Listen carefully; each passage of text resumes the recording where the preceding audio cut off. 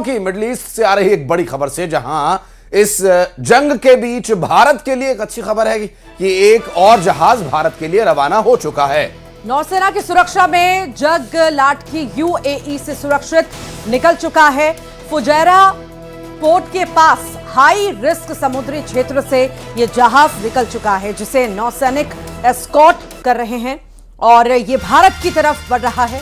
पश्चिम Asia में बढ़ते तनाव के बीच ये जहाज लगभग 80,000 टन का कच्चा तेल लेकर भारत पहुंच रहा है। बताया जा रहा है कि जग लाटकी खतरनाक समुद्री इलाके से सुरक्षित बाहर निकल आया है और अब भारत के बंदरगाह की ओर बढ़ रहा है, जिसे नेवी ऑफिसर्स एस्कॉर्ट कर रहे हैं और नौसैनिकों की सुरक्षा घेरे के बीच 80,000 टन कच्चा तेल भारत लाया जा रहा है, जिससे भारत की तेल आपूर्ति को सुचारू बनाए रखने के लिए तो मदद मिलेगी ही, साथ ही इन विपरीत परिस्थितियों में तेल आपूर्ति, गैस आपूर्ति और जितने भी ईंधन की आवश्यकता है उसमें किसी तरह की कमी नहीं आने पाएगी। दो पहले ही, एक शिवालिक और एक नंदा देवी, भारत पहुंच चुके हैं। अब एक और जग लाटकी आ रहा है और इसके बाद भी इसी तरह से ये सिलसिला जारी रहेगा। ये 3 जहाज आने के बाद और सुनिश्चित हो गया है।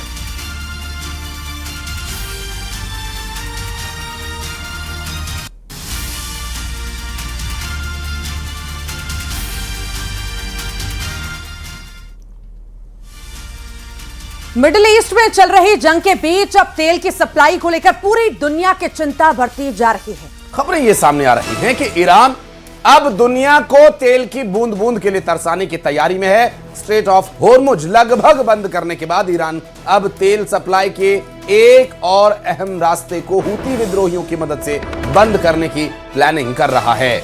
यमन के हूती विद्रोहियों ने बाब अल मंडेब स्ट्रेट को ब्लॉक करने की धमकी दी है, जिससे पूरी दुनिया में तेल का संकट हो सकता है। खासकर एशिया और यूरोप में भारी किल्लत हो सकती है। यमन स्थित ईरान समर्थित हूती विद्रोहियों ने धमकी दी है कि वो किसी भी वक्त बाब अल मंडेब स्ट्रेट को बंद कर सकते हैं। दरअसल रिपोर्ट में दावा है कि अगर अमेरिका और इजराइल ईरान के खिलाफ हमले जारी रखते हैं तो ईरान हूतियों के साथ मिलकर बाब अल मंडेब से गुजरने वाले जहाजों का रास्ता रोक सकता है, जिससे आने वाले समय में तेल आपूर्ति को लेकर पूरी दुनिया में परिस्थिति गंभीर हो सकती है। और अब वर्तमान स्थिति, एक तरफ स्ट्रेट ऑफ होर्मुज और दूसरा बाब अल मंडेब को ब्लॉक किए जाने की धमकी, और ऐसे में जो नेवल रूट है बाधित होगा और ईरान समर्थित हूती विद्रोहियों की धमकी के बाद चिंता यहां बढ़ती नजर आ रही है।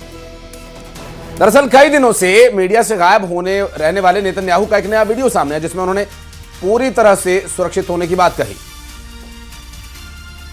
और सामने आते ही उन्होंने एक बार फिर कहा कि ईरान और लेबनान पहले की तरह हमले जारी रखेंगे। ये वीडियो सोशल मीडिया पर उन अफवाहों के बीच सामने आया है जिनमें उनकी मौत की झूठी खबर फैलाई जा रही थी। אני אומר לכולכם, גם אתם תמשיכו להישמע לו।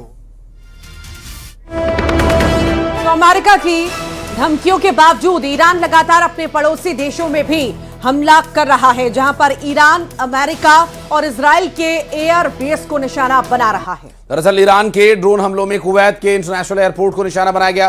रिपोर्ट्स के मुताबिक 3 ड्रोन से एयरपोर्ट पर हमला किया गया, जिससे अमेरिका रडार सिस्टम को काफी क्षति पहुंची है।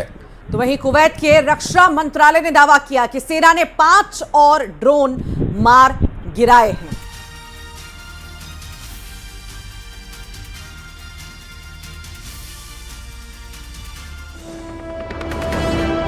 और बढ़ते आगे, इजराइल के ईरान पर हमले अब सैन्य ठिकानों तक सीमित नहीं रहे, बल्कि अब सीधा मुख्यालयों की इमारतों को निशाना बनाए जाने के दावे सामने आ रहे हैं। इजरायली सेना ने हमेदान में हमले का नया वीडियो जारी करते हुए दावा किया कि उसने ईरानी शासन के मुख्यालयों पर स्ट्राइक की है। आईडीएफ के मुताबिक इस हमले में आईआरजीसी और बसीज से जुड़े इंफ्रास्ट्रक्चर को टारगेट किया गया है।